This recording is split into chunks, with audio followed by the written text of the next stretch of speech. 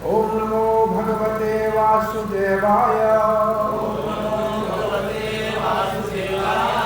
ओम नमो भगवते वासुदेवाय। ओम नमो भगवते वासुदेवाय। कृष्णाय वासुदेवाय देवकी नंदनाय च नंदगोपकुमाराय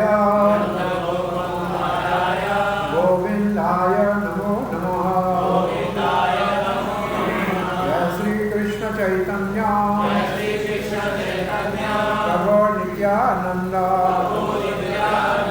श्री अद्वैत गदाधर आदि गौर भक्त वृंदा। हरे कृष्णा कृष्ण कृष्ण हरे हरे हरे राम राम राम हरे हरे।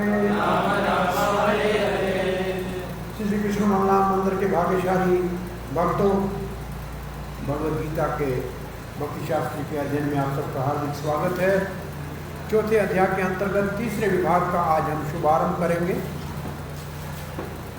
कर्मों को ज्ञान के स्तर के ऊपर समझ के कर्म करना। अगर काम कर रहे हैं उसका ज्ञान हो तो फिर बंधन नहीं पड़ता है। तो ज्ञान के स्तर पे कर्म को समझना, ये है विभाग 16 से 24 तक। पहला श्लोक पढ़ रहे हैं 16। किम कर्मेति काव्यो अपि अत्र मोहिताः तत्ते कर्म प्रवक्ष्यामि यज्ञात्वा मोक्षसे अशुभात्। किम कर्म, कर्म क्या है, किम अकर्म और अकर्म क्या है। इति कवयो अपि, कवयो का मतलब बुद्धिमान, कवियों का मतलब बड़े विद्वान। अपि मतलब वो भी अत्र मोहित, इस बात में मोहित हो जाते हैं, पता नहीं क्या है कर्म क्या है अकर्म। तो बड़े बड़े विद्वान भी इसमें मोहित हो जाते हैं।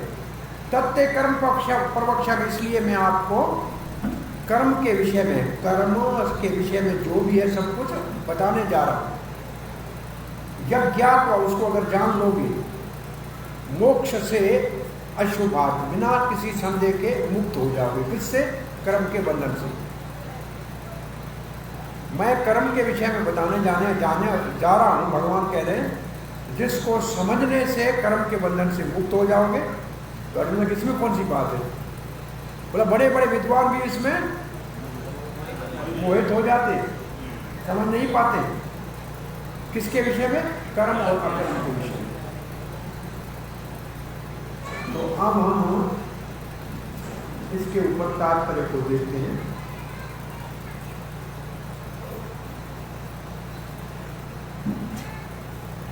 अर्जुन ऐसे पूछ रहा है भगवान से, क्यों ऐसे कोई कर्म के विषय में कोई विशेष बात है कि आप मुझे ये बताना चाह रहे हो? तो भैया किसी को बोले कर्म क्या है तो हम तो रोज ही कर रहे हैं। तो अर्जुन को आश्चर्य लगा। भगवान कहते निश्चित रूप से। बोला कौन से कर्म के विषय में कह रहे हो? जो मुक्ति का साधन है, वो कर्म जो मुक्ति का साधन है वो निश्चित रूप से समझना आवश्यक है। बोला फिर ज्ञान क्या है? वो मुझे ज्ञान क्या है? बोला कर्म के बिल्कुल विपरीत है, उसको कहते हैं अकर्म। कर्म के विपरीत जो है उसका नाम है ज्ञान, और वो है अकर्म। तो अकर्म की परिभाषा क्या हुआ? हुई ज्ञान में स्थित होकर कर्म। और वो ज्ञान क्या है? भगवान के हम सेवक है और भगवान की प्रसन्नता के लिए काम करें तो वो अकर्म हो जाएगा और बंधन में नहीं डालेगा। ये बात समझ में आ रही है ना? बहुत सरल है ना, इसको समझना है सिर्फ थोड़ा सा। बड़े बड़े बुद्धिमान इसमें भ्रमित हो जाते हैं। श्री प्रभुपाद जी लिखते हैं सीधा ये कर्म जो शब्द यहाँ है, इस कर्म को हमको क्या समझना चाहिए पहले, ये है वैसे ये कर्म जो शब्द है यहाँ, उसको श्रील प्रभुपाद जी ने कृष्ण भावना लिया है। इसका किस कर्म को प्रभुपाद जी कृष्ण भावना में लेते हैं? निष्काम कर्म योग। प्रायः निष्काम कर्म योग को कृष्ण भावना के निकट समझने के कारण प्रभुपाद जी प्रायः ऐसे लिखते हैं बहुत जगहों पे। आपने पढ़ा होगा दूसरे अध्याय में बुद्धि योग, कर्म योग, भक्ति, तीनों नाम प्रभुपाद जी तीनों लेते हैं साथ में। तो प्रभुपाद जी शुरू कहते हैं वो कर्म जो कृष्ण भावना में है और जो कर्म पूर्व आचार्यों के मार्ग में किया जाए,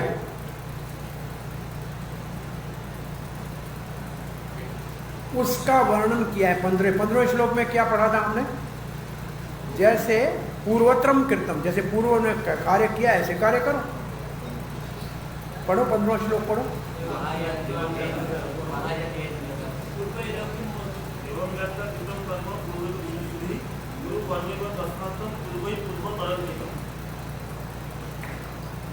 जैसे पूर्व मेरे शिष्य व्यासवान ने किया वैसे कार्य करो, अथवा जैसे जनक आदि ऋषियों ने कार्य किया ऐसे कार्य करो, तो बंधन नहीं पड़ेगा।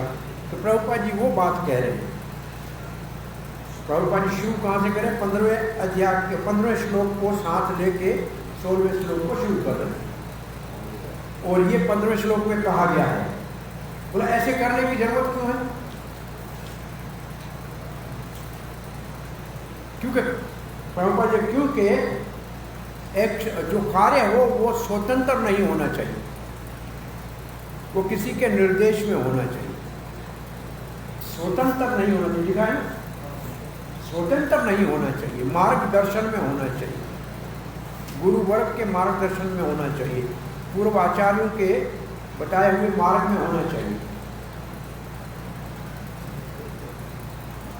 इसलिए कृष्ण भावना के कार्य सदा ही अधिकृत, प्रभुपाद ने लिखा है अधिकृत, जो हमारे मार्गदर्शक हैं, जो आध्यात्मिक नेता हैं, जो परंपरागत आते हैं, जैसे इस अध्याय के आरंभ में कहा गया है, एवं परंपरा प्राप्त। प्रभुपाद जी ये बात कह रहे हैं। तो बात क्या एक विशेष प्रभुपाद जी कह रहे हैं, कोई कार्य स्वतंत्र करना उचित नहीं है, कार्य सदा परंपरागत निर्देश और मार्गदर्शन में करना चाहिए। ठीक है। अब प्रभुपाद जी लिखते हैं, सूर्य देव को पहले भगवान ने दिया, उसु ने मनु को दिया, मनु ने इक्ष्वाकु को दिया, ऐसे धरती के ऊपर भी ज्ञान आया। तो इसी प्रकार से हमको भी अर्जुन से जो अब ये आ रही है परंपरा, जो भगवान ने भगवत गीता दिया, ऐसे ही मानना चाहिए। कि प्रभुपाद उदाहरण दे रहे हैं, अगर ऐसे नहीं करें तो बड़े बुद्धिमान भी भ्रमित हो सकते हैं। और इसी विचार से भगवान अर्जुन को आगे प्रभुपाद लिखते हैं कर्म के विषय में समझाना चाहते हैं। क्या समझाना चाहते हैं प्रभुपाद ने? उसको बहुत स्पष्ट लिखा है। क्या लिखा है? क्या समझना चाहते हैं?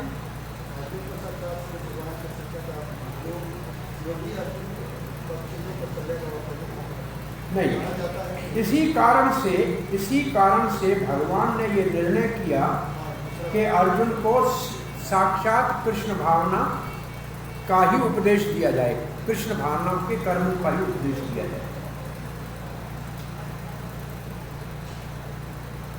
ये लाइन मिली ना आपको? नहीं मिली है ना? इसके उपरांत है, अब प्रभुपाद जी इस बात को कहाँ ले जा रहे हैं? बोला कर्म कहाँ लिखा है? कोई पूछे आपसे कर्म किसको कहते हैं? चलो पहले कर्म किसको कहते हैं इसको बात को समझे, फिर आगे चले। कर्म जो वेदों में वर्णित है, कर्म वो है जो वेदों में वर्णित है और जिसके लिए निर्देश है करो। और कर्म के भी अपने विभाग है। नित्य कर्म है, जैसे रोज का संध्या वंदन आदि है। नैमित्तिक कर्म है, जैसे साल में उत्सव है कुछ, ये नैमित्तिक कर्म है। और ऐसे कुछ जो है जिसको कहते हैं सकाम कर्म, सकामनाओं के साथ कर्म है, ऐसे कर्मों के भी बहुत बड़ा विभाग है, वो विभाग है कर्मों का। तो वर्णित कहाँ है? वेदों में। वेद किसने दिया? भगवान। और हमारे धर्म का नाम क्या है? वैदिक धर्म। तो प्रभुपाद जी धर्म देता कौन है? पहले जो धर्म देता है वही कर्म देता है। ये बात समझ में आ रही? पहले धर्म देगा वही कर्म बताएगा। तो लिखा है कि धर्म तो केवल भगवान दे सकता है, धर्मात् तो साक्षात भगवत प्रणीतम। तो भगवान यहाँ स्वयं कृष्ण ही तो बता रहे हैं अर्जुन को, तो यही तो धर्म है। प्रभुपाद जी को ले कहाँ जाना है हमको? जहाँ से कथा शुरू की है कि पूर्व आचार्यों के मार्गदर्शन में कार्य करना चाहिए। उस बात को कल हमने कहा था, वो 12 महाजनों के नाम प्रभुपाद ने आज 16वें अध्याय में लिखे, क्योंकि ये बता रहा है धर्मराज, और वो कहता है अपने मन से नहीं करना चाहिए क्योंकि हमारी इंद्रियां अपूर्ण है। इसलिए जो धर्म ने जिन्होंने धर्म को समझा है उन्हीं के मार्गदर्शन में काम करना चाहिए। फिर 12 महाजनों के नाम लिखे हुए, देखो पुस्तक में लिखे, ब्रह्मा, शिव, नारद, मनु, कुमार, कपिल, प्रहलाद, भीष्म, सुखदेव, यमराज, जनक और बलि। ठीक है। और फिर है सावधानी कि इन्हीं के चरण चिन्हों में चले, किसी मनमाने मार्ग दर्शन करने वाले ज्ञानी तथाकथित के मार्ग में नहीं चलना चाहिए, क्योंकि वो बता नहीं सकता है धर्म क्या है। तो अहितु की कृपा से भगवान ने अपने भक्तों के लिए अर्जुन के माध्यम से क्या सिखाया? एक शब्द लिखा है प्रभुपाद ने। क्या शब्द? नहीं, एक शब्द लिखा है कर्म है। 2 शब्द लिखे, क्या कर्म है और क्या अकर्म है। नहीं लिखा है? दोनों लिखा है। कर्म क्या है और अकर्म क्या है, ये अर्जुन को अहितु की कृपा करके हमको समझाया। इससे हमें क्या समझना है? भगवान हमको सिखाना ये चाह रहे हैं कि हम अकर्मी कैसे बने। देखो कहीं कहीं, यहाँ नहीं, कहीं कहीं अकर्मी की परिभाषा दूसरी है, निष्का, उसका मतलब निकम्मापन। तो यह निकम्मापन नहीं है अकर्मी की परिभाषा। यहाँ है सब कर्म भगवान के अर्पण। वो है अकर्मी कौन है? जो सारे कर्म भगवान के लिए करता है, न कर्तापन का अहंकार है, न भोक्तापन की इच्छा है, वो कर्म अकर्म कहलाता है। अपने स्वरूप में स्थित होकर कर रहा है। मैं कृष्ण का दास हूँ, कृष्ण मेरा स्वामी है, उसकी संतुष्टि के लिए कार्य करना मेरा कर्तव्य है, उसकी प्रसन्नता मेरा उद्देश्य है। तो प्रभुपाद जी लिख रहे हैं आगे,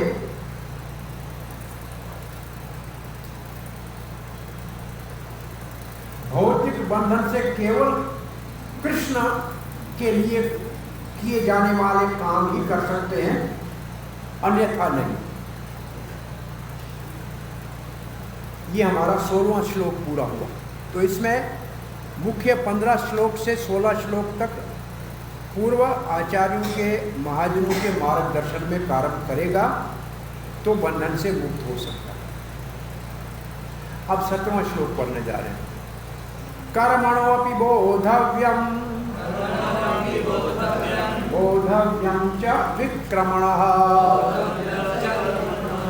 अक्रमणश्च बोधव्यम् गहना कर्मणो गतिः। कर्म की गति बहुत गहन है का मतलब समझना बहुत कठिन है। कर्म की गति गहन का मतलब बहुत कठिन है, इसलिए 3 बार कहा बोधव्यम बोधव्यम बोधव्यम। बोधव्यम का मतलब ये आपको मैं समझा रहा हूँ, बुद्धि दे रहा हूँ, ये आपको मैं समझा रहा हूँ। क्या समझाओगे भगवान? कर्म क्या है, विकर्म क्या है, अकर्म क्या है। तो तीनों का विभाजन आपको समझा रहा हूँ।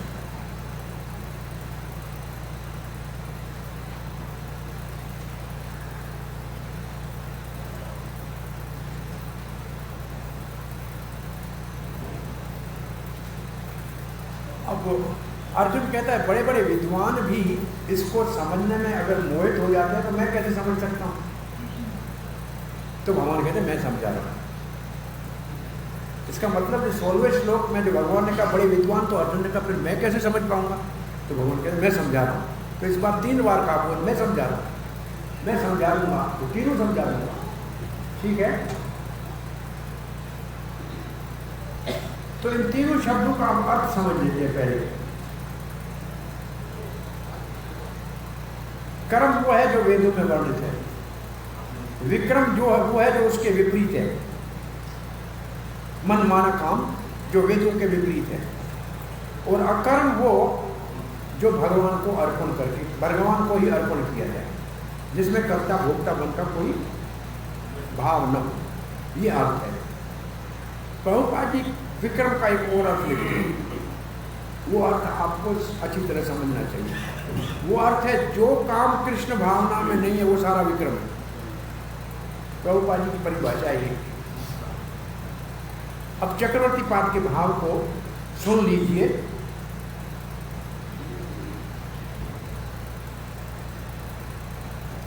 पहले विक्रम के विषय में सुन लो, जो करने से दुख मिलता है। विक्रम निषेध कर्म, विक्रम का मतलब निषेध कर्म, जो अगर करेगा तो सदा है सदा दुख पाएगा।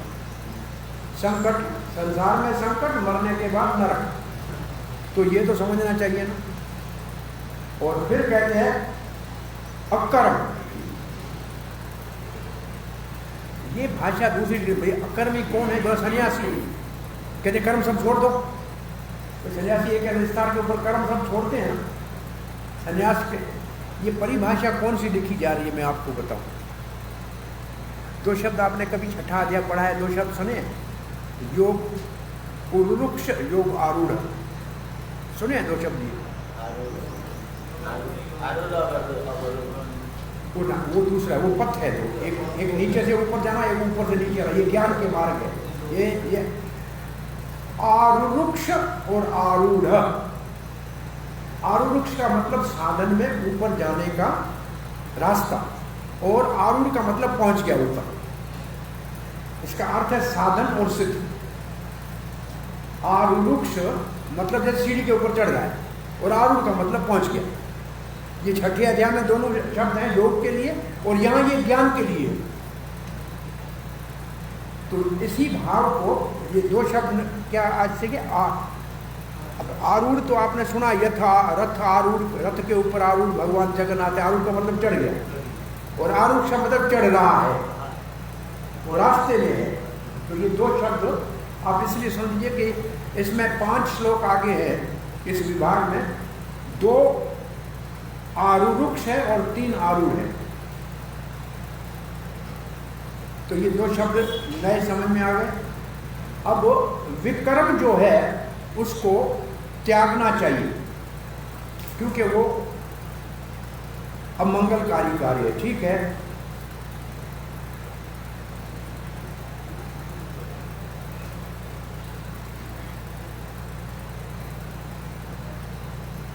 अब श्री प्रभुपाद का तात्पर्य। पहले जी प्रभुपाद जी क्या लिख रहे हैं? जो मुक्ति का इच्छुक है, मुमुक्षु है। ये शब्द ऐसा है, हमारी अगर हम भक्तों की भाषा कहेंगे तो मुक्ति का इच्छुक है का मतलब है भगवान की सेवा का इच्छुक है। संसार की सेवा को त्याग के भगवान की सेवा का इच्छुक है। ये है भक्तों के लिए भाषा। और सामान्य गीता के प्रवचन में कहेंगे जो मुक्ति का इच्छुक है, मुमुक्षु है। और इस शब्द को लेकर समझना चाहिए मुक्ति के इच्छुक तो बहुत कम है, तो इसको समझने वाले सब नहीं हो सकते। जो मुक्ति का इच्छुक है, किससे? भौतिक बंधन से प्रभुपाद ने लिखा है। तो उनको 3 चीजें समझनी चाहिए, कर्म, अकर्म और विक्रम। और उनकी दूसरी भाषा परिभाषा लिखी है। देखो दूसरी लाइन में प्रभुपाद जी इसके लिए दूसरी परिभाषा लिखी है। क्या लिखा है?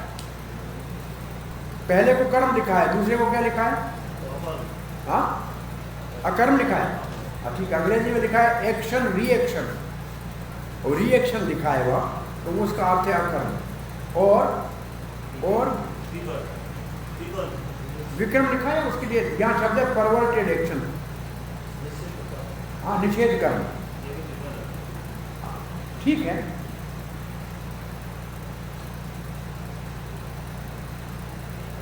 अब ये तीनों की परिभाषा प्रभुपाद ने दे दी कि तीन क्या है। हम सब समझ गए ना, कर्म अकर्म विक्रम सब समझते हैं।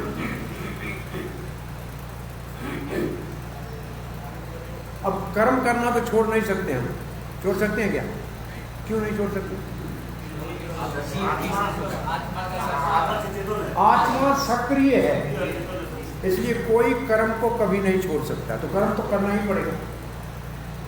अब कैसे कर्म, भगवान सिखा रहे हैं कि कैसे कर्म करो ज्ञान में स्थित होकर। कौन सा ज्ञान? हम भक्तों के लिए स्वरूप ज्ञान, हमारे स्वरूप का ज्ञान, क्या कौन है, आत्मज्ञान कहो, आत्मा का ज्ञान। क्या आत्मा का काम क्या है? भगवान की सेवा करना। तो ये ज्ञान हमारा है, ज्ञानियों वाला ज्ञान नहीं, ब्रह्म वाला ज्ञान नहीं। तो अब प्रभुपाद जी लिख रहे हैं, कृष्ण भावना में कार्यों को समझने के लिए हमारा भगवान से संबंध क्या है समझना पड़ेगा। प्रभुपाद जी जो ज्ञान दिख रहे हैं यहाँ, ज्ञान जिसके स्तर के ऊपर काम करना चाहिए, वो ज्ञान है भगवान के साथ हमारे संबंध का ज्ञान। कौन सा ज्ञान? भगवान के साथ हमारे संबंध का ज्ञान। और प्रभुपाद जी ने वो लिखा है, देखिए आपने पुस्तक में पढ़ के देख लीजिए, वो यही है, जीवेर स्वरूप कृष्ण नित्य दास। और फिर एक लाइन है, उसको तो आप लाल मार्ग से लिख लीजिए पक्का। ये भगवत गीता का लक्ष्य है। भगवत गीता में सबको मार्गदर्शन इस लक्ष्य की ओर किया गया है। कौन से लक्ष्य की ओर? नित्य दास।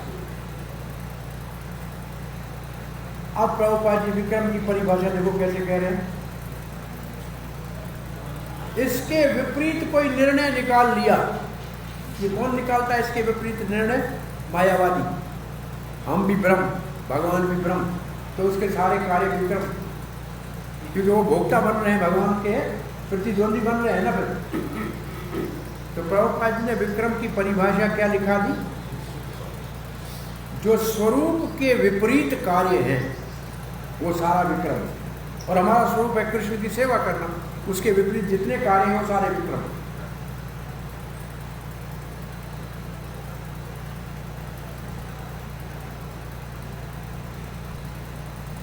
तो विक्रम की दोनों परिभाषाएं आपको बोलनी चाहिए। भक्तों में बोलना हो तो ऐसे बोलना चाहिए, पब्लिक में बोलना हो तो विक्रम का मतलब निषेध कर। तो आस्ते आस्ते उनको आगे लाना है तो निषेध करो। जो कर्म जिनके लिए शास्त्र ने मना किया, चोरी नहीं करना है, झूठ नहीं बोलना है, ये सब विक्रम है। परंतु अगर बहुत उसको इतना कहने के बाद कहेंगे, इससे आगे अगर जाएंगे तो हम हैं कौन? हम आत्मा हैं, तो किसके हैं? भगवान के हैं। तो जिसके हैं उसके लिए काम करना चाहिए ना भाई। आप ये आपका क्या लगता है पिता, ये आप क्या है इसके बेटा, तो ये किसके लिए काम करे भाई? बाप के लिए करे ना। ये क्या लगता है आपका पति, तुम क्या हो पत्नी, तो तुमको किसको पसंद करना चाहिए? पति को या और किसी? ऐसी भाषा बोलने से सामने वाले के कान खुले। तो बात तो ठीक है, तो फिर कोई भगवान का नाम जगतपति है कि नहीं? जगन्नाथ। तो हम वो जो पति है तो उसको पसंद करेंगे कि दुनिया वालों को करेंगे? कब तक दुनिया वालों को? कितने जन्मों से करते आ रहे हैं, कभी सुखी हुए क्या? तो नहीं करो, भगवान की सेवा करो सीधी। परंतु शुरू वहां से करना, विक्रम की परिभाषा। अब प्रभुपाद लिखते हैं, इस सब को समझने के लिए कृष्ण भावना भावित जो वरिष्ठ व्यक्ति है, ऐसे लिखा है, जो अधिकृत व्यक्ति है उनका संग करना चाहिए और इस रहस्य को समझना चाहिए। और ये भक्तों से समझना भगवान से समझने के समान है, क्योंकि वो भक्त वही बात करते हैं जो भगवान ने कही है। और तब आप कहें, प्रभुपाद जी कहा करते थे कि भक्त क्या है? डाकिया। आपके पास वही संदेश पहुंचाएगा जो भगवान ने आपके लिए भेजा, वो उसके अंदर कोई तोड़-मोड़ नहीं करेगा। इसलिए वो संदेश भगवान का संदेश और भक्त के संदेश में कोई अंतर नहीं। और प्रभुपाद जी सावधान कर रहे हैं कि भक्त का संग करके नहीं सीखोगे तो कभी भी सफलता नहीं होगी, सदा ही भ्रमित रहोगे। अब आश्चर्य ये है कि इसके बाद विक्रम का वर्णन आएगा नहीं। अकर्म और कर्म का वर्णन है, विक्रम का वर्णन नहीं है। इसलिए चक्रवर्ती पाद उसका बीच में हमको याद दिलाएंगे। हम 18वां श्लोक पढ़ने जा रहे हैं। कर्मण्यकर्म यः पश्येत् अकर्मणि च कर्म यः स बुद्धिमान् मनुष्येषु स युक्तः कृष्ण कर्म कीर्त। कर्मणि अकर्म यः पश्येत्, कर्म में जो अकर्म को देखता है और अकर्म में जो कर्म को देखता है, वो मनुष्यों में बुद्धिमान है। सयुक्त, सयुक्त का अर्थ है वो मुझसे मिलने के लिए अथवा संसार से मुक्त होने के लिए। युक्त शब्द की परिभाषा क्या है?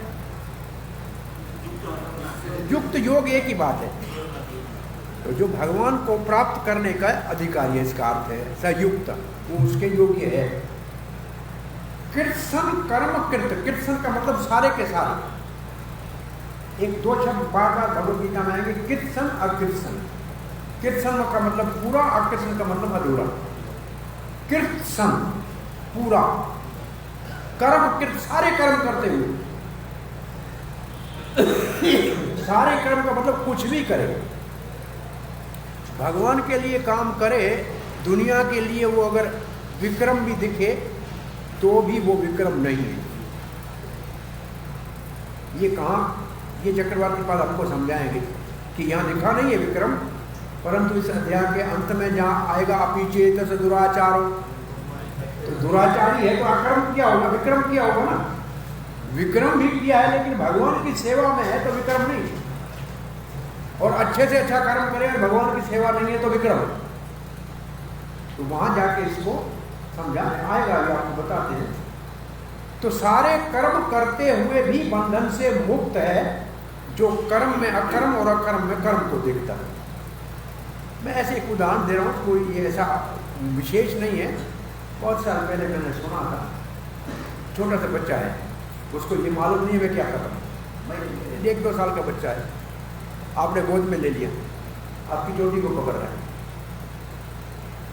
तो काम तो कर्म तो कर रहा है, चोटी पकड़ रहा है, हाँ दाढ़ी पकड़ रहा है, लेकिन वो है अकर्मी, वो जानता नहीं है मैं क्या कर रहा हूँ। नहीं, वो कर्म करते हुए भी अकर्मी है कि नहीं। और उसकी माँ सामने खड़ी है, वो हंस रही है, वो कर्म नहीं कर रही है, फिर भी कर्म में बंधेगी क्योंकि वो हंस रही है उसके ऊपर, काम नहीं कर रही है, परंतु उस कर्म में उसका बंधन हो जाएगा अगर वो उसके ऊपर हंसेगी। तो कर्म में भी अकर्म है और अकर्म में भी कर्म है, वो कुछ भी नहीं करते हुए भी बंधन में पड़ जाएगा।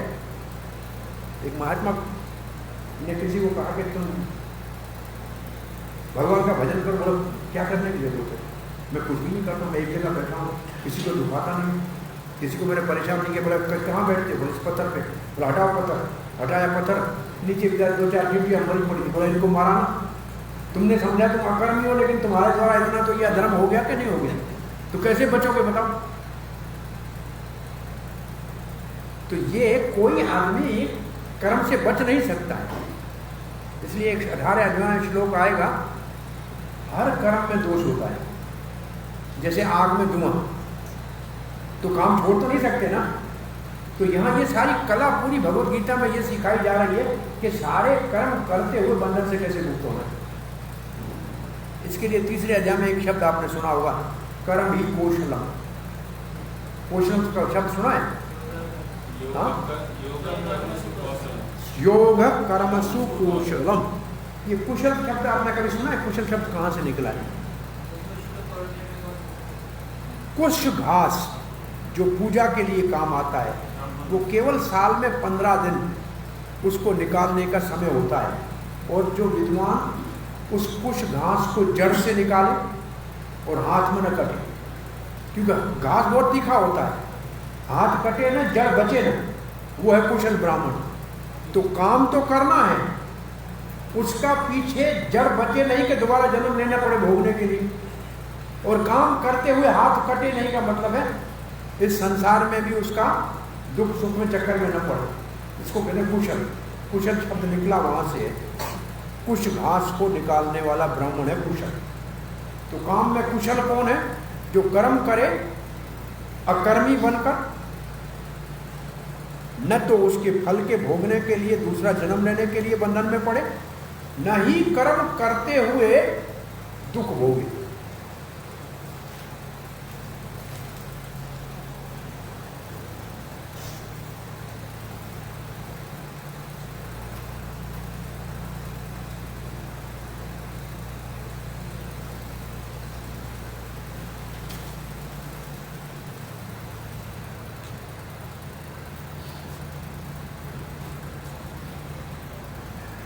बलदेव विद्याभूषण ने इसका भाव ये लिया है कि जो, अच्छा फिर भी एक बात जो बार बार आपकी कर्म जब शब्द आ रहा है वो कर्म योग लेते हैं, तो गीता में मुख्य रूप से कर्म योग है, और कर्म योग में भी गीता में सबसे ज्यादा बल दिया है निष्काम कर्म योग। तो बलदेव विद्याभूषण इस कर्म को निष्काम कर्म योग लेते हैं और कहते हैं जो निष्काम कर्म योगी है ना, उसका उद्देश्य कर्म के पीछे है आत्मज्ञान, परंतु कर्म योग से हृदय की शुद्धि करेगा। तो कर्म योग उसका करेगा हृदय की शुद्धि और उसको ले जाएगा आत्मज्ञान में, क्योंकि उसका लक्ष्य आत्मज्ञान है, कर्म उसका लक्ष्य नहीं है, इसलिए उसको अकर्म है, उसका कर्म वो अकर्म है क्योंकि उनका उद्देश्य दूसरा है।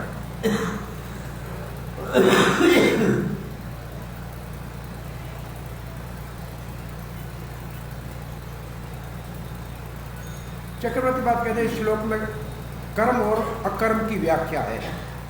अब क्या है ये उदाहरण देते हैं, शुद्ध हृदय वाला, शुद्ध अंतःकरण वाला, उदाहरणार्थ महाराज जनक, वो कार्य का त्याग नहीं करता है, राजा बना हुआ है परंतु अंतःकरण शुद्ध है और सारे कार्यों में लगा हुआ है, निष्काम कर्म योग में लगा हुआ है, इसलिए वो कर्म नहीं है, अकर्म है।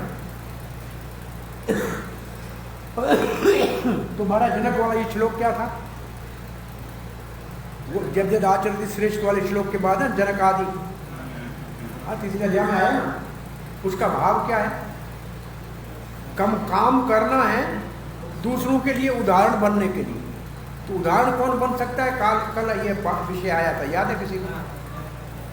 जो अभी तक अपवित्र है वो पवित्र हो जाए और जो पवित्र है वो भी काम करें। क्यों? दूसरों के लिए उदाहरण बनने के लिए। तो यहां क्या सिखाया जा रहा है कि कर्म वो अकर्मी वो है जिसका हृदय हो गया शुद्ध, हृदय हो गया, अंतःकरण शुद्ध हो गया। किससे शुद्ध हो गया? कोई पूछे तो बोला कर्तापन और भोक्तापन से शुद्ध हो गया। झूठा अहंकार नहीं है, मैं करता हूं, मैं भोगता हूं, ये नहीं। तो फिर वो जो कर्म करेगा वो अकर्म है, क्योंकि वो किस लिए कर रहा है? उदाहरण।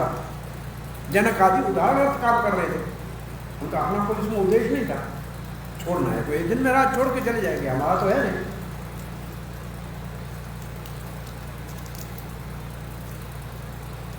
सो चक्रवर्ती पर आगे देखते हैं,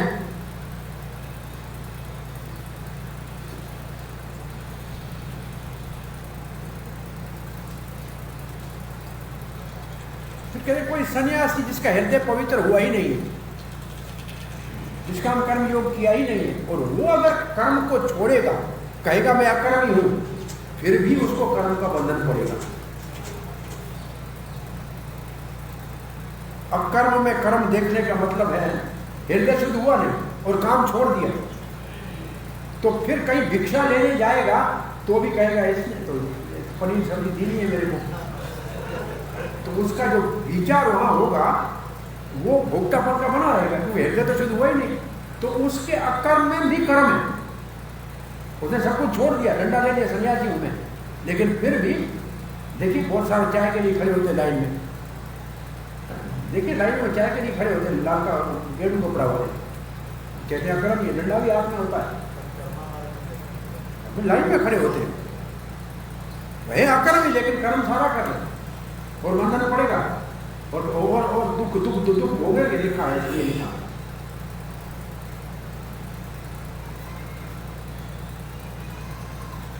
और फिर चक्रवर्ती बात कहते हैं वो इतना पक्का है क्योंकि हृदय शुद्ध हो गया है ना।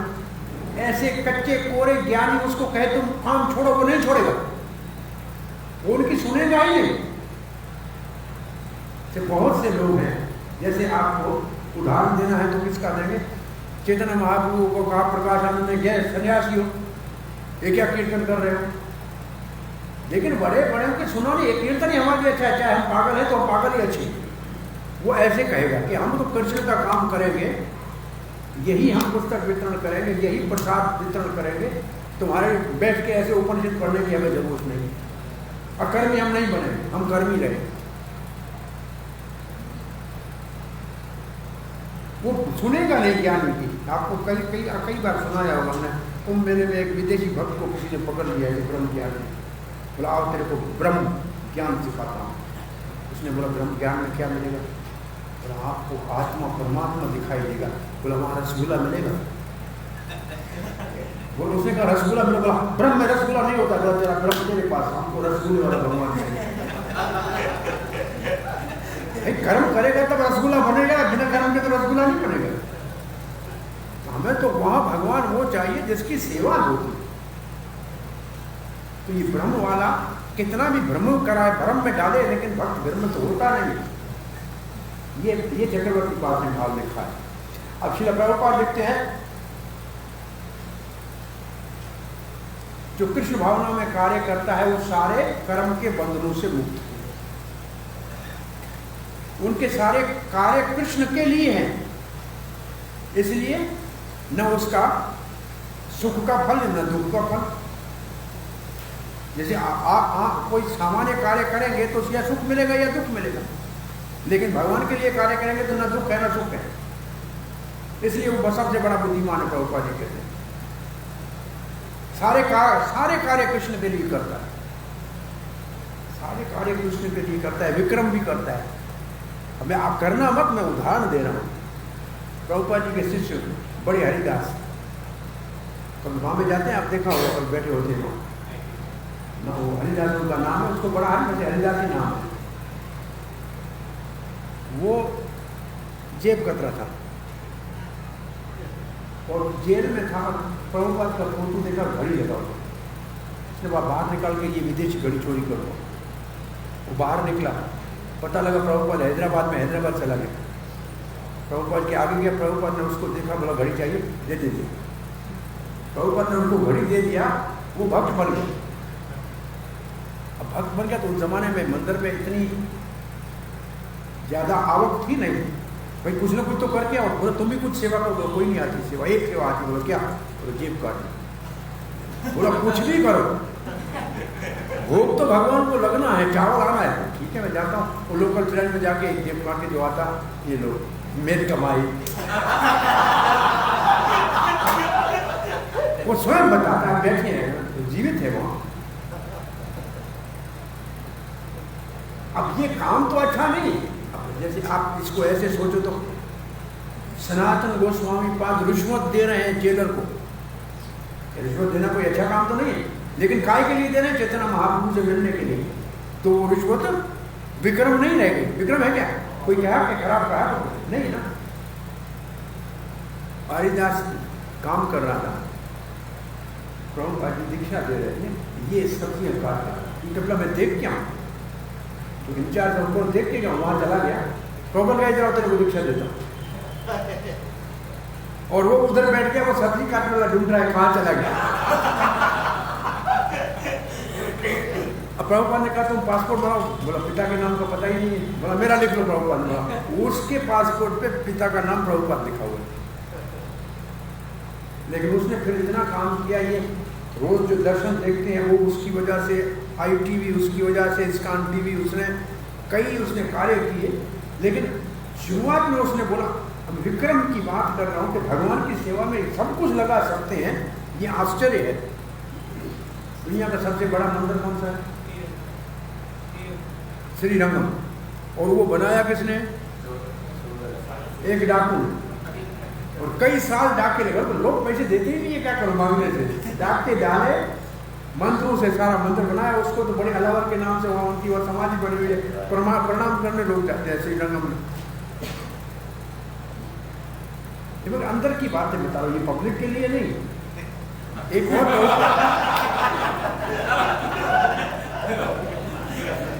भगवान के लिए सेवा में हो। वो हरिदास, स्वयं हरिदास अपने आप, ये तो आप खुद ने अपनी कथा बताई, तो बताए वो उस वक्त में एक माता जी और प्रभुपाद जी की शिष्य थी, उससे पहले वो उसको नृत्य गाना ऐसे कुछ करना आता था, तो उसको कहा तुम भी कुछ लेके आओ। फिर सबको कहते जाओ कुछ ना कुछ लेके आओ। बोला मुझे कुछ आता नहीं है, करूँ क्या? बोला वो फिर जाके लोगों को जो उसको सबको हंसा के मुस्कुरा के कैसे पैसे लाना थे ला के। जब तक ये समझ में नहीं आए कि काम भगवान के लिए कुछ भी किया जा सकता, क्योंकि सबका मालिक तो, सब चीजों का स्वामी तो भगवान है, उसी की सेवा में ले जा रहे तो हमें कौन सी आपत्ति? ये इसका भाव जो आंतरिक भाव है, ये है प्रभुपाद जी के लिखने का अर्थ ये है।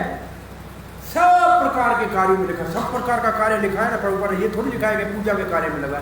क्या लिखा है? हाँ, सब प्रकार के कार्य, सब प्रकार के कार्य में लगा हुआ।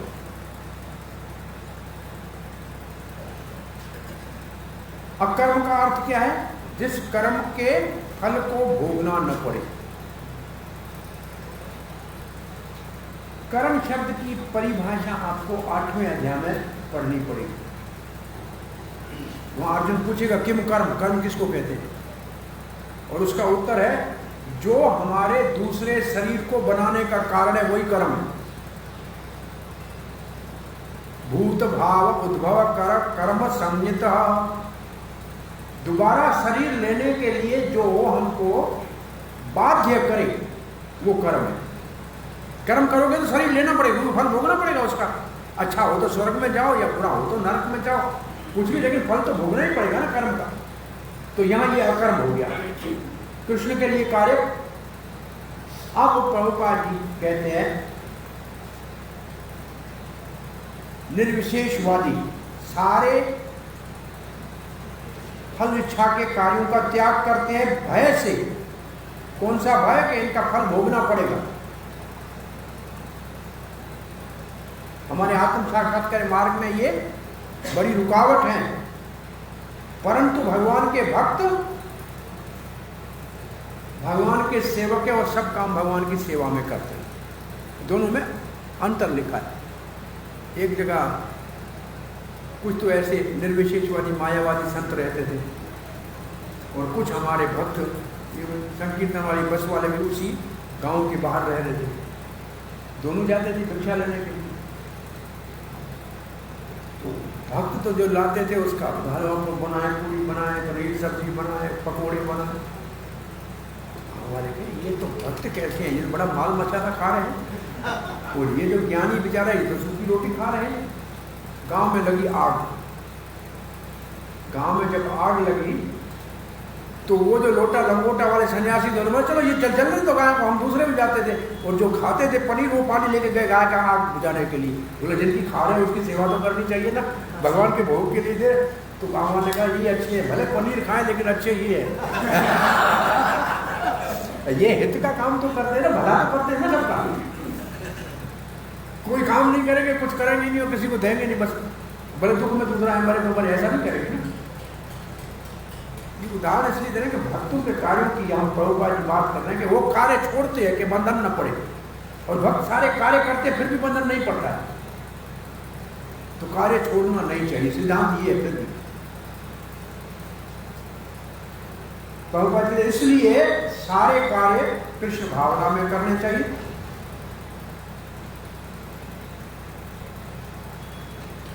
तो उसमें हमको क्या सुख मिलेगा?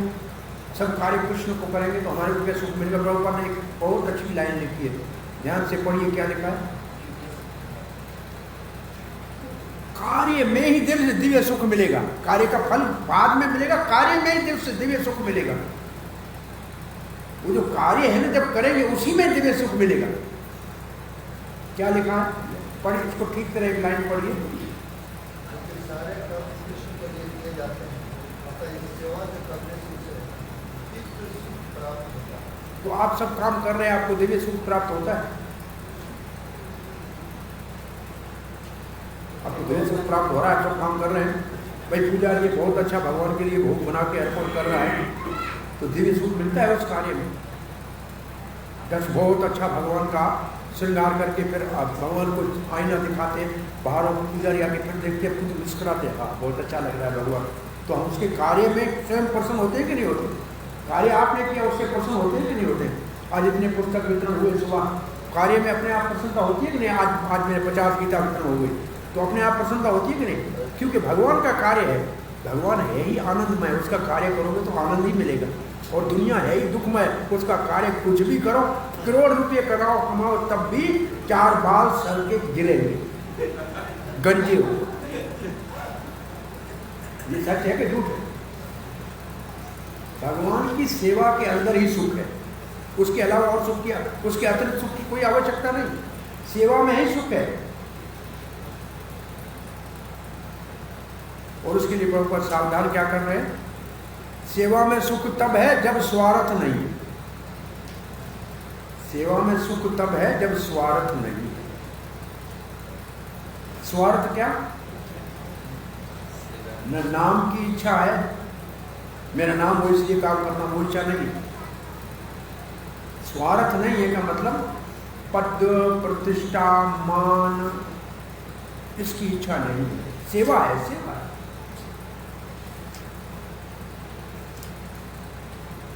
और अंतिम लाइन पर ये बहुत अच्छी है,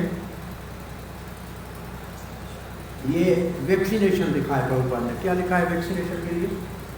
समझ रहे हैं ना, आजकल टीके लग रहे हैं ना, क्या वैक्सीनेशन लिखा है? क्या लिखा है? इम्यूनाइजेशन लिखा है। क्या लिखा है हिंदी में? क्या लिखा है?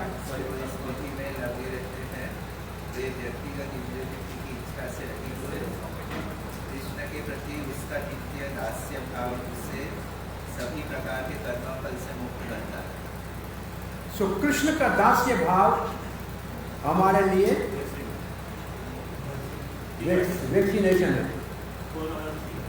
भाई भगवान का सेवक है, किसी को कौन, भगवान का सेवक को कौन के हाथ में लगाएगा? भगवान का सेवक है तो बेफिक्र करे, हनुमान की तरह कहीं भी जाए, रावण की लंका में जाके कूद के आए, कौन रोकेगा? भगवान का सेवक है, कौन रोकेगा उसको?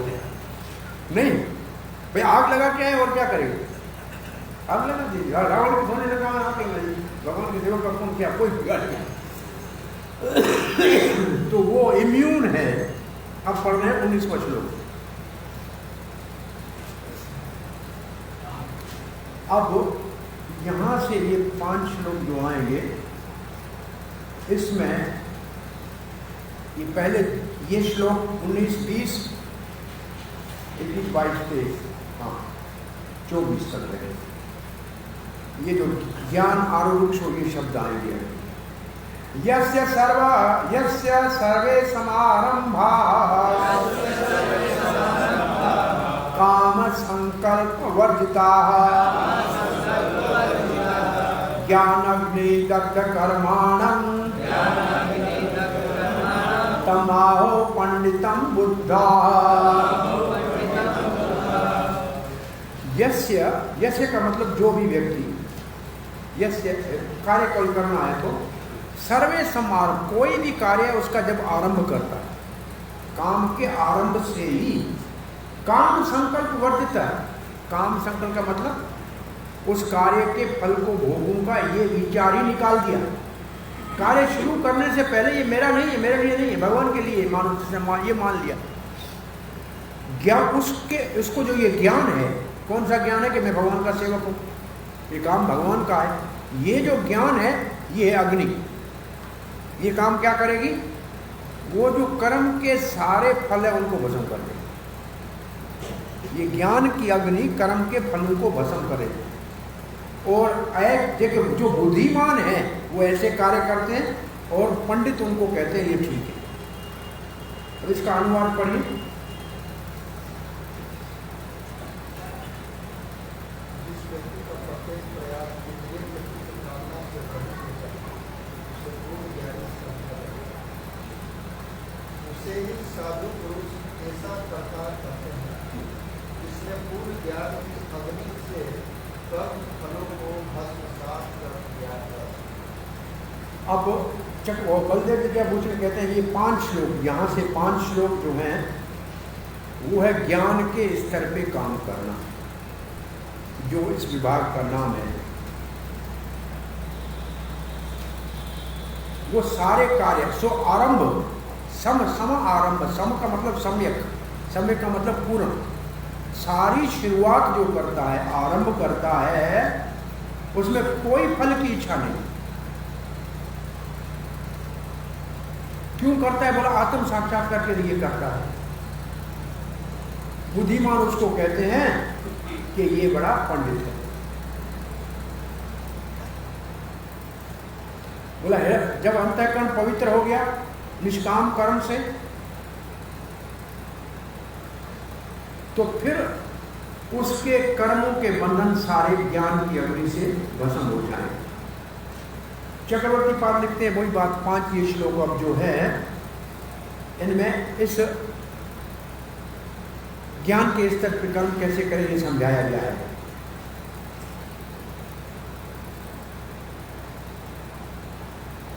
अब यहाँ ये बात लिखते हैं कि ज्ञान की अग्नि किसको जलाएगी? तो बोला कर्म और विक्रम दोनों को जलाएगी। किसको जलाएगी? चक्रवर्ती पाद लिखते हैं कर्म और विक्रम दोनों को जलाएगी। क्योंकि अभी आपको बताया ना बड़े विक्रम किए भक्तों ने फिर भी जल गए ना, तो कर्म और विक्रम दोनों को जलाएगी। बोले ये कैसे कह रहे हैं? तो विक्रम को कैसे समझना चाहिए? बोला विक्रम की और कोई परिभाषा ही नहीं हुई है।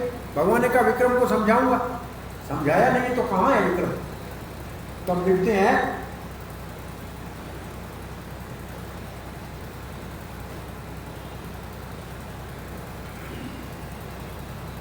ये कर्म को अकर्म में देखना है।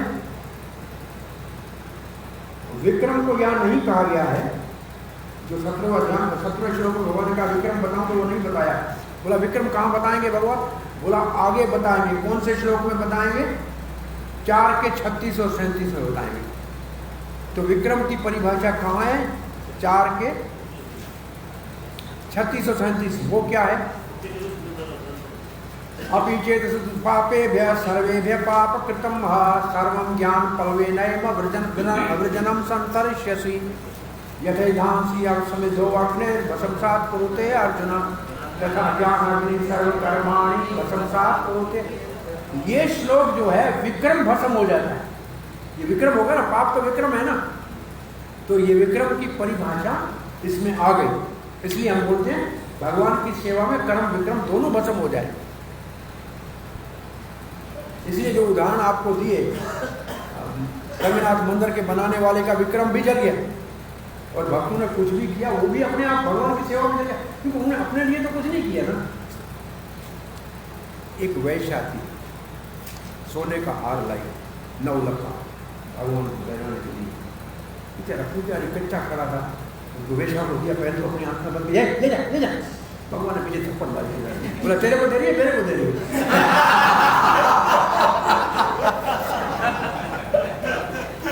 उसने मुड़ के देखा, बोला आपको? बोले मेरे को पहनाओ, मैं थोड़ी पवित्र होगा, उसका उदार का तू पहनेगा तो नरक में जाएगा।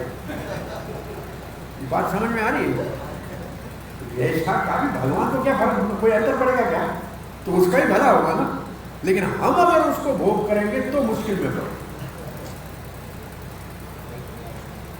तो उसकी वो भी सेवा में लग जाए। तो ये यहाँ 2 श्लोकों को देखकर इस बात को चक्रवर्ती पाद विक्रम भी भस्म हो जाए, कर्म भी विक्रम भी भस्म हो जाए। और प्रभुपाद जी का तात्पर्य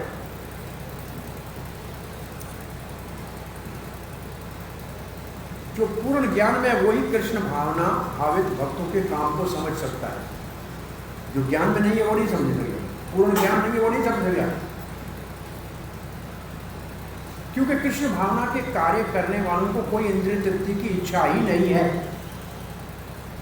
इसका अर्थ है कि उन्होंने सारे कर्मों के फल को जला दिया है। किससे? अपने स्वरूप के ज्ञान से। प्रभुपाद ने स्वरूप ज्ञान लिखा है, वो लिखा है स्वरूप ज्ञान, मैं भगवान का दास हूं, ये ज्ञान से। हाँ, देखो ये है अंतर प्रभुपाद जी के तात्पर्य में और अन्य लोगों के तात्पर्य। दूसरे लोग लिखे ज्ञान कौन सा? आत्मा का ज्ञान। बोला आत्मा का ज्ञान क्या? आत्मा का ज्ञान, आत्मज्ञान, आत्मज्ञान। अरे आत्मज्ञान क्या? आत्मज्ञान ये कि आत्मा भगवान का दास है, ये कोई नहीं कहेगा। क्यों नहीं कहेगा? क्योंकि सब खास बनना चाहते, कोई दास नहीं बनना चाहता, और जो खास बनता है उसके ऊपर कोई घास भी नहीं डालता। नहीं सत्य है। कौन सी अग्नि जलाती है? ये याद रखना, कौन सी अग्नि जलाती है? कृष्ण भावना भावित भक्त के सारे कर्मों के फलों को कौन सी अग्नि जलाती है? आत्मा के स्वरूप के ज्ञान की अग्नि, कि मैं भगवान का नित्य दास हूं। और कौन से भक्त के कर्मों को जलाती है?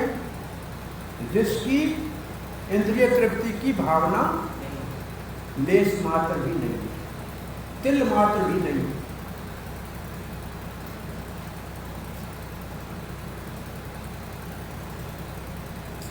इसमें आग की तुलना किससे दी गई है? स्वरूपगत आत्मा के स्वरूपगत ज्ञान को आग से तुलना दी गई है।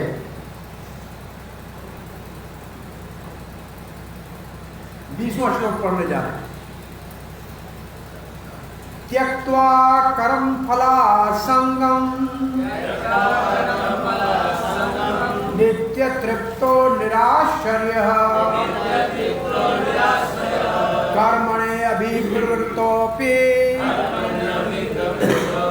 नैव किंचित करोति सः। त्यक्त्वा कर्म फल संगम, कर्म के फल से में कोई आसक्ति नहीं है। संग का मतलब आसक्ति, कर्म के फल में कोई आसक्ति नहीं है। नित्य तृप्त है, और वो अपने आप में पहले ही तृप्त है, तो उसको क्या चाहिए? क्या कुछ भी नहीं चाहिए।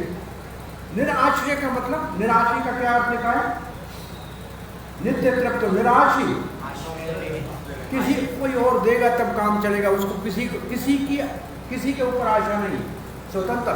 भगवान की सेवा में है तो किसी और की सेवा क्यों करेगा?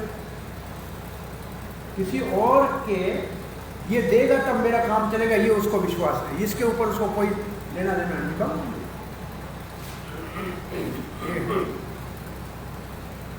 एक व्यक्ति रात को 3 बजे मंदिर में बैठा था, रो रहा था। पता नहीं एक आदमी को नींद नहीं आ रही थी, बड़े सेठ को। वो निकला तो मंदिर का दरवाजा खुला, देखा अंदर का एक आदमी रो रहा है। बोला क्या है? बोला कल सुबह मेरे बेटे की ऑपरेशन है, बहुत पैसे की जरूरत है, पैसा है नहीं, भगवान के पास बैठा हूँ, जो करेगा भगवान करेगा। उसने चेक लिख के बोला जितना बिल आए मेरे पास दे देना, मैं दे दूंगा, ये मेरा कार्ड रखो। बोला जरूरत नहीं है कार्ड की, और जरूरत कार्ड क्यों नहीं है?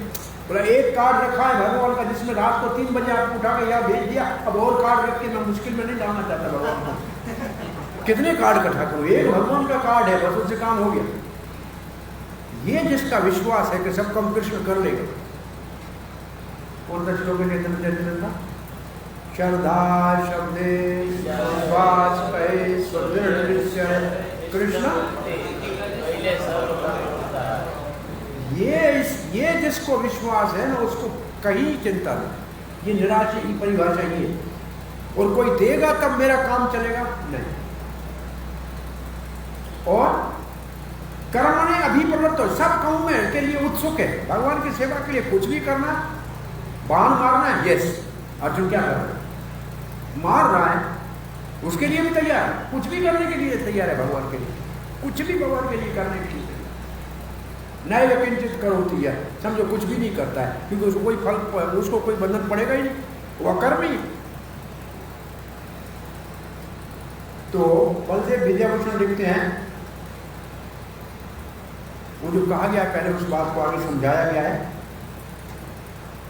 फल के कर्म के फल में कोई आसक्ति नहीं है, वो अपने आत्मा के स्वरूप के ज्ञान में ही संतुष्ट है। वो नित्य तृप्त किस बात में है? जो नित्य तृप्त कोई है तो किस बात में नित्य तृप्त? अभी आपका पुस्तक पढ़ा नहीं है, जब शुरू करेंगे। अभी बलदेव विद्याभूषण की बात कर रहे हैं। नित्य तृप्त क्यों है? क्योंकि अपने स्वरूप का पता लग गया। मैं भगवान का सेवक हूँ, ये कोई छोटी बात है क्या? तो त्रिलोकीनाथ वो मेरा स्वामी है, और क्या चाहिए? वो ये पता लग गया, संतुष्ट, कोई चिंता नहीं। लिखा है बलदेव विष्णु, वो अपने शरीर के निर्वाह के लिए भी चिंतित नहीं है। क्या खाऊंगा, कहां से आएगा, इसके लिए चिंतित नहीं है। जो पड़ा है उसको कौन रक्षा करेगा, उसके लिए भी चिंतित नहीं है, क्योंकि भगवान के ऊपर कैसे। और इस स्थिति को कहते हैं आरुरुक्ष। ये श्लोक है आरुरुक्ष का। इसका मतलब वो ज्ञान के स्तर पे कर्म को समझने की शुरुआत कर चुका है, समझ। वो अब इस रास्ते पे रवाना हो चुका है और उसको लक्ष्य प्राप्त हो जाएगा।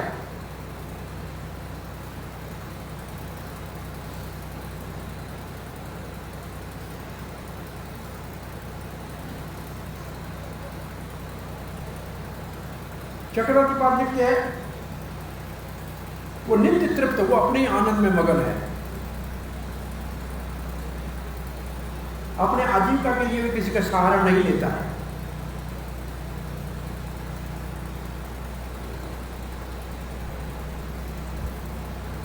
यहां लिखा है, आगे लिखा है,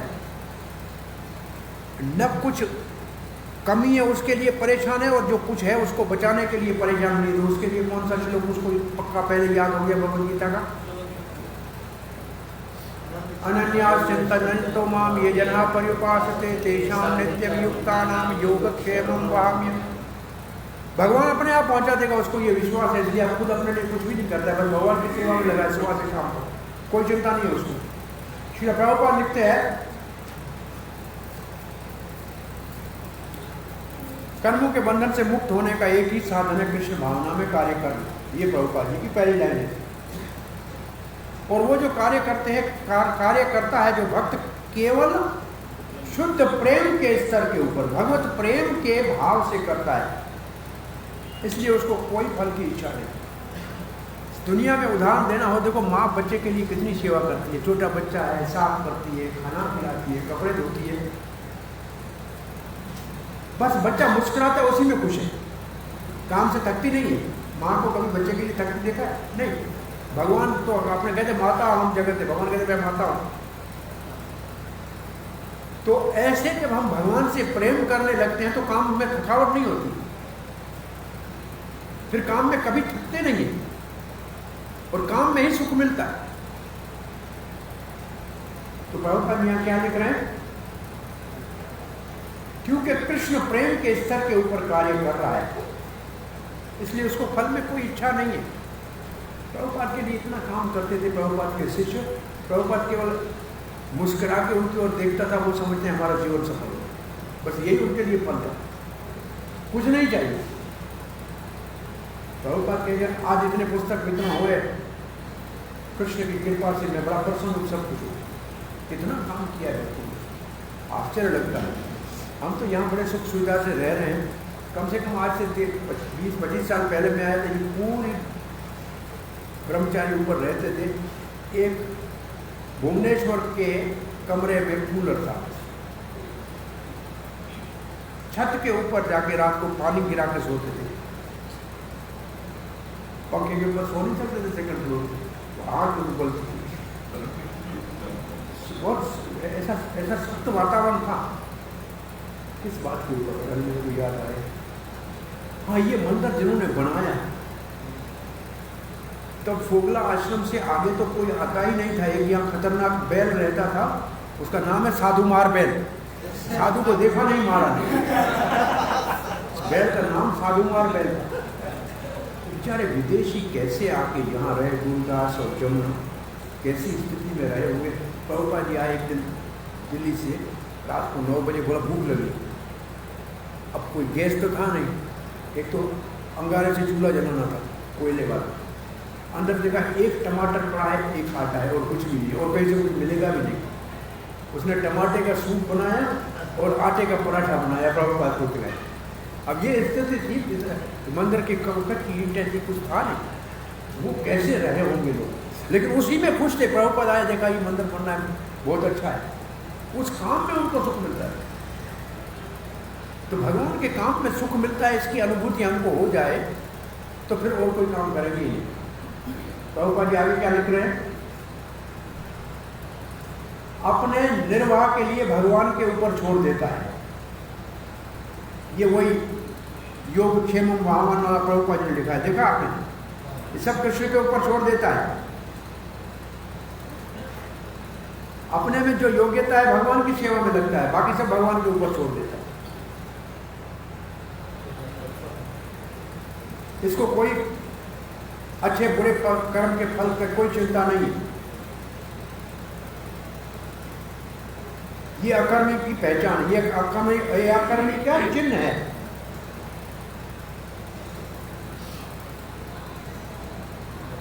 अब फिर पुनः प्रभुपाद जी विक्रम की परिभाषा वही लिख रहे हैं। देखो याद करो क्या लिखा है। पहले क्या था? विक्रम क्या है? कृष्ण भावना के विपरीत कार्य। और यहाँ दोबारा पुनः लिखा है प्रभुपाद ने, 2 बार ये बात आई। अब 21वां श्लोक पढ़ने जा रहे हैं। समय तो आपका हो रहा है, चलो है अभी 8-10 मिनट है। निराशीर्यतितात्मा त्यक्त्वा सर्व परिग्रह शारीरं केवलं कर्म कुर्वन् अपि न कुर्वन्नाप्नोति किल्बिषम्। त्यक्त्वा सर्व परिग्रह का मतलब, परिग्रह कहते कठा करने को, कठा करने का विचार ही छोड़ दिया है। कुछ कठा करूंगा उसकी आवश्यकता, संग्रह करना नहीं है। यहाँ क्या परिग्रह का मतलब? संग्रह, संग्रह नहीं करता है उसने। संग्रह करना, किसका संग्रह?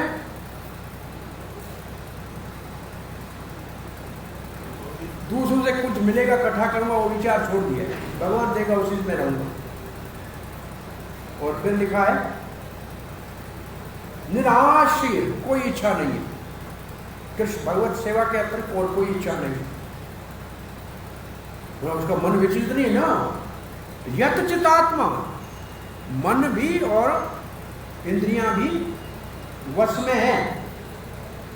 इंद्रियां और मन वश में है और सारे कार्य करता है। कुर्वन् कर्म, काम करता है। काय के लिए? यहाँ कार्य करता है। काय के लिए? शरीर के निर्वाह के लिए। शरीरम केवलम, फिर उसको पाप नहीं लगेगा।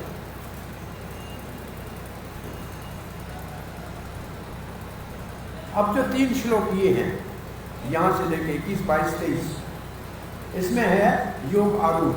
योग दर्शनी आरूढ़ का मतलब जो ज्ञान में पक्का हो गया, पहुंच गया, मंजिल पे पहुंच गया। कौन मंजिल पे पहुंच गया? ज्ञान में स्थिर हो गया। मैं भगवान का सेवक हूँ, भगवान अपने आप पालन करेगा। प्रभुपाद ने इसके 2 उदाहरण दिए। एक तो पशु जो मालिक को बेचते हैं, इसके अंदर मेरे ख्याल पशु का उदाहरण होगा, और एक मशीन के अंदर जो एक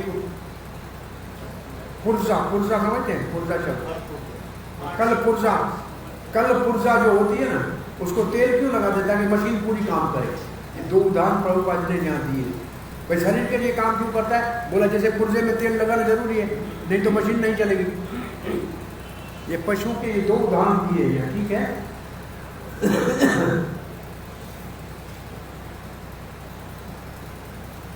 श्री प्रभुपाद लिखते हैं उसका मन और बुद्धि वश में है। प्रभुपाद लिखते हैं मन और बुद्धि वश में है, क्योंकि वो समझते हैं भगवान का अंश हूं। भगवान मेरे द्वारा ये कार्य करा रहा है। वो सब अपना कार्य भगवान को ही अर्पण करता है। फिर प्रभुपाद ने उदाहरण दिया, जैसे कल पुर्जा मशीन में काम करता है, उसको कभी तेल की सफाई की जरूरत होती है, इसके लिए उसको भी स्नान करना है, रोटी खानी है, लेकिन काय के लिए? भगवान की सेवा के लिए। वो मशीन का पुर्जा बन जाता है। और दूसरा उदाहरण क्या है? पशु जिसको बेच दिया है, उसका स्वामी अगर कोई कठोर है, मारता भी है, तो पशु कुछ नहीं करता। ऐसे उसने भगवान का अपने आप को दास बना दिया है। अब भगवान चाहे तब वो भक्ति विनोद ठाकुर का एक भजन पढ़ लो 1 मिनट में। मौन सुधे हो के हो जो कुछ मोर, तोहे अर्पी लो मारे भी। ये श्लोक प्रभुपाद जी ने तात्पर्य दिया है शरणागति का, सर्वधर्मान परित्यज्य का उदाहरण ये दिया। ये भजन उसका उदाहरण है। तो ये भक्त कैसा है? सब कुछ भगवान आपका, हमारा कुछ नहीं। मारो रखो आपकी इच्छा, भाई पशु को मारो रखो आपकी इच्छा, हमने तो आपके हवाले कर दिया, आप जैसे चाहो वैसे करो। तो प्रभुपाद ने ये उदाहरण दे दिया। 2 उदाहरण हो गए।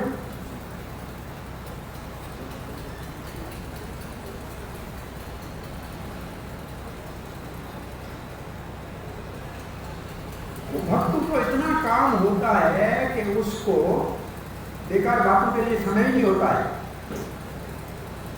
और अपने शरीर के लिए कोई भी गलत अवैध कार्य नहीं करता है धन इकट्ठा करने का। और ऊपर का धन अवैध रूप से धन इकट्ठा नहीं करता है।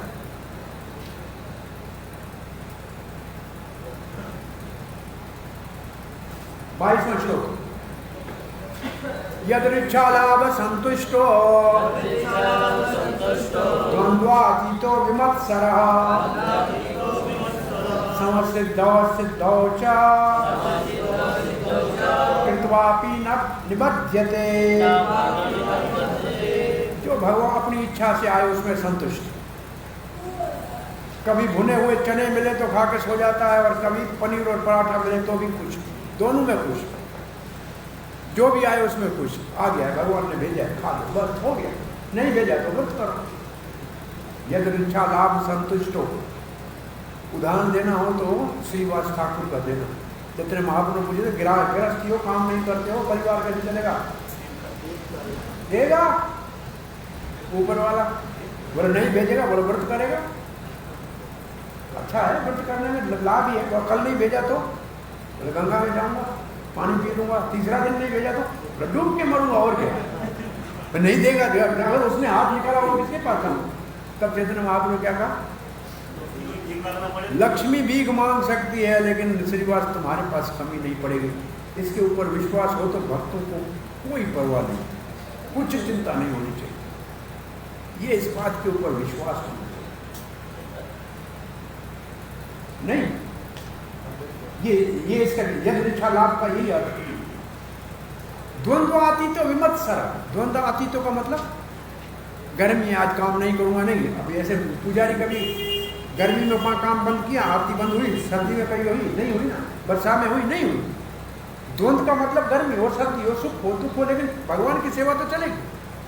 विमत्सर का मतलब किसी में दोष नहीं देखता, किसी में ईर्ष्या नहीं करता। विमत्सर का अर्थ तो यही है ना, मत्सर रह। मत्सर क्या है?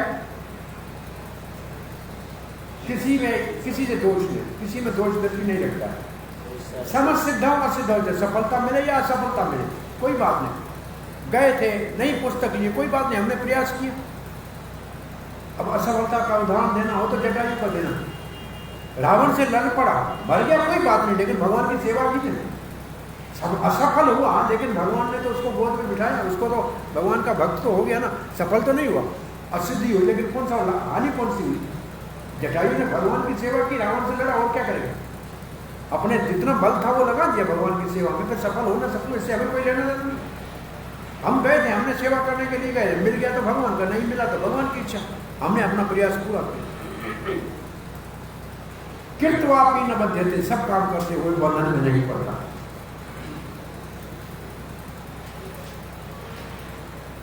बलदेव विद्याभूषण पाठ कहते हैं,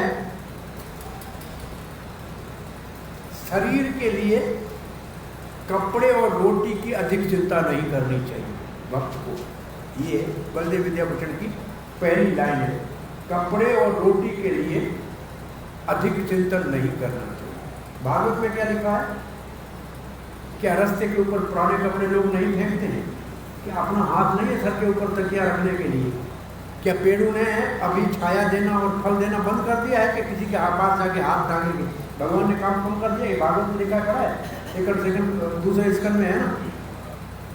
ये भी तो आखिर भागवत में लिखा है तो कोई तो उद्देश्य होगा ना। तो न कपड़ा और न भोजन को कथा करने की इच्छा है। जो भगवान की इच्छा से मिल गया उसमें संतुष्ट है। गर्मी हो सर्दी हो अपनी सेवा चालू हो, किसी द्वेष नहीं करता है। वही कुछ बुरा भी कहे तो उसको बुरा नहीं मानता है, सबके साथ समान है।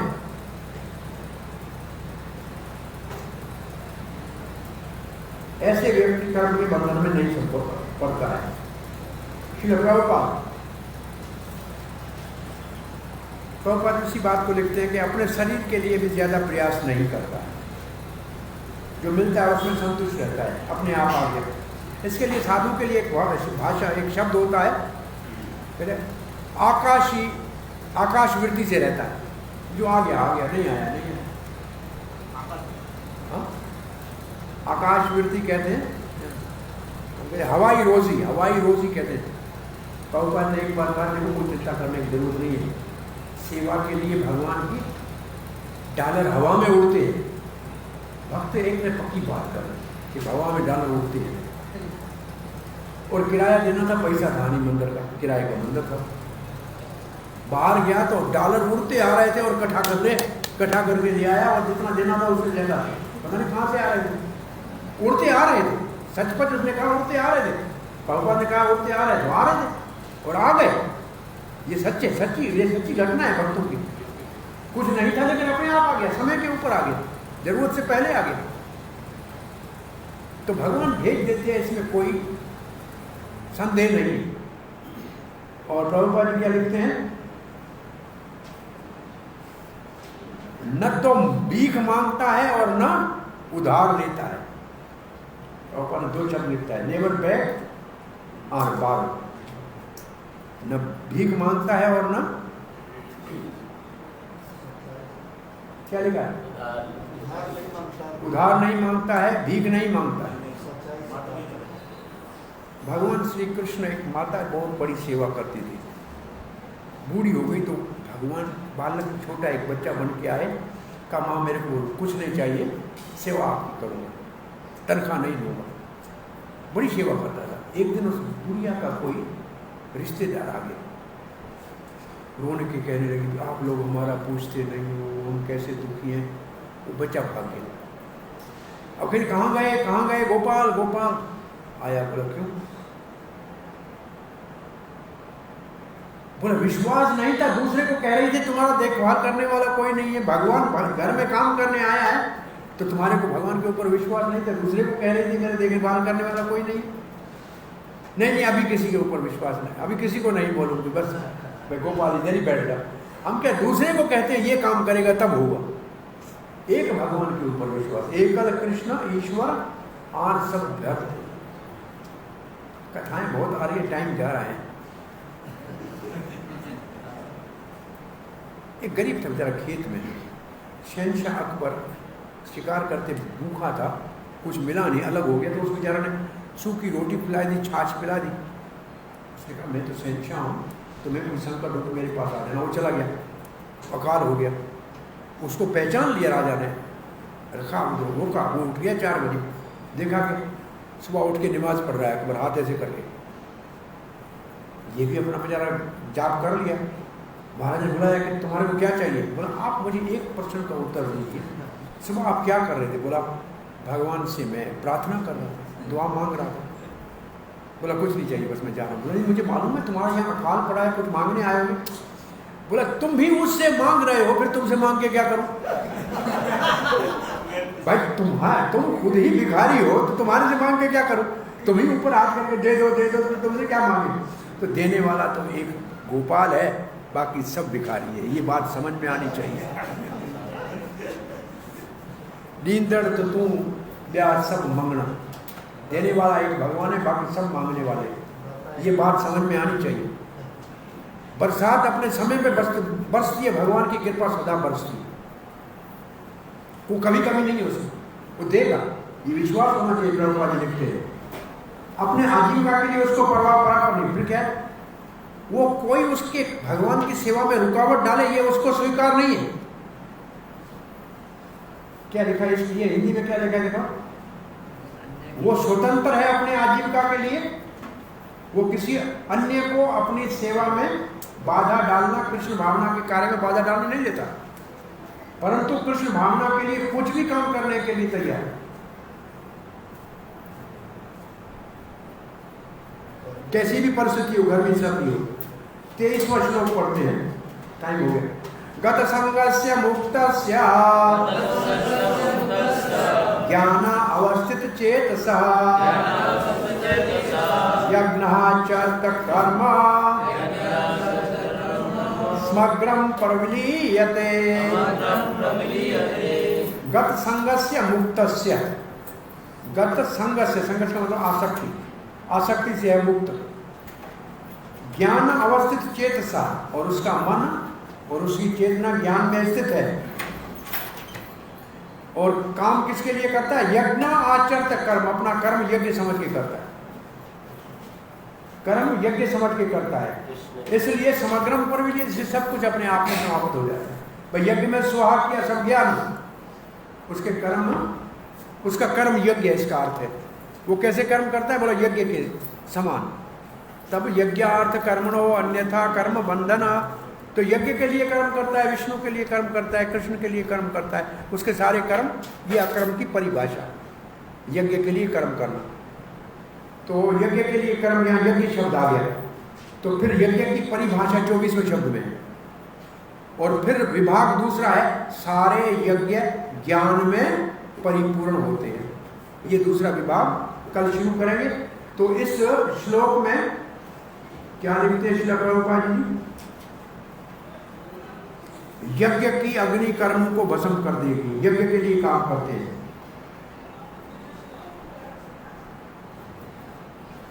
भौतिक प्रकृति के तीनों गुणों से, तीनों गुण क्या करते हैं, द्वंद्व। जो द्वंद्व है क्यों है, प्रकृति के गुणों के कारण। द्वंद्वों से ऊपर उठ गया, इसका मतलब प्रकृति के गुणों से मुक्त हो गया। तो वो मुक्त हो गया, किससे मुक्त हुआ, प्रकृति के तीनों गुणों के प्रभाव से। ठीक है, और किसके लिए काम कर रहा है, कृष्ण के लिए। और प्रभुपाद ने एक सावधानी का शब्द लिखा है, वो क्या लिखा है, कृष्ण के लिए जो विष्णु का स्रोत है। यज्ञ का अर्थ विष्णु है, लेकिन विष्णु का स्रोत कृष्ण है। लिखा है ऐसे कि नहीं, क्या है, आदि विष्णु कृष्ण है, इसका मतलब विष्णु कृष्ण से निकलते हैं, ऐसे विस्तार है, विष्णु कृष्ण का विस्तार है, इसलिए उसके सारे कार्यों को यज्ञ कहा जाता है। वो विष्णु कृष्ण की संतुष्टि के लिए है, इसलिए उसको कोई कर्म का बंधन नहीं लगता है। पूर्ण आहुति का श्लोक ये विभाग आज पूरा करना है। ब्रह्मार्पणम ब्रह्म हवि ब्रह्माग्नौ ब्रह्महुत्तम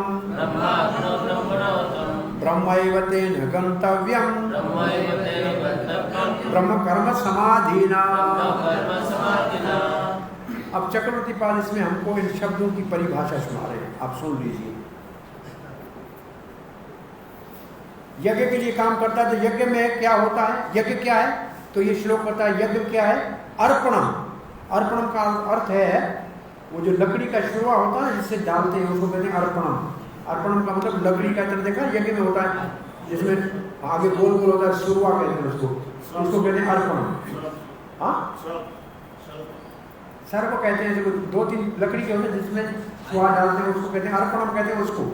लकड़ी का चम्मच जिससे घी डाला जाता है अग्नि में, और जो अंदर डालना है घी, वो भी ब्रह्म, वो लकड़ी भी ब्रह्म, यज्ञ ब्रह्म अर्पणम, ब्रह्म हवि। हवि का मतलब घी, हवि घी, और जो अग्नि जिसमें डालते हैं वो भी ब्रह्म, अग्नौ, ब्रह्म अग्नौ। ये सब ब्रह्म, लकड़ी का चम्मच भी ब्रह्म, घी भी ब्रह्म, आग भी ब्रह्म, और जो यज्ञ करता है वो भी ब्रह्म। जो इस प्रकार से सब चीजों को भगवान के संबंधित समझता है तो उसको कोई बंधन नहीं। क्यों? क्योंकि उसका सारा कार्य ब्रह्म कर्म समाधि में भगवान के ही लिए, वो भगवान की ही समाधि में। प्रभुपाद जी समाधि की एक अद्भुत परिभाषा बताते हैं। भगवान के श्री विग्रह की पूजा करना खुली आंखों की समाधि है। भगवान का चरण देखना, फिर निपुण पहनाना, फिर कपड़े पहनाना, ये खुली आंखों की समाधि है।